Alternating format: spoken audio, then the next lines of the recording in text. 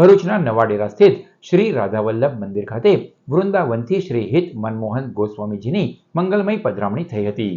ભરૂચના નવાડેરા સ્થિત પૌરાણિક શ્રી રાધાવલ્લભ મંદિર ખાતે વૃંદાવનના મુખ્ય ધામ શ્રી રાધાવલ્લભ મંદિરના આચાર્ય શ્રી હિત મનમોહન ગોસ્વામીજી જેની મંગલમય પધરામણી કરવામાં આવી હતી.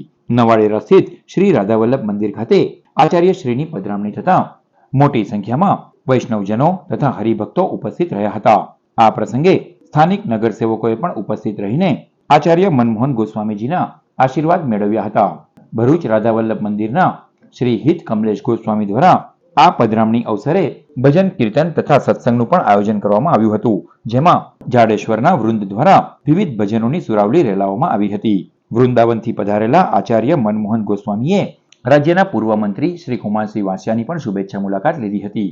આ ઉપરાંત તેઓએ ભરૂચના વિવિધ તીર્થધામની પણ મુલાકાત લીધી હતી અને ભરૂચની મુલાકાતને એક યાદગાર અવસર ગણાવ્યો હતો.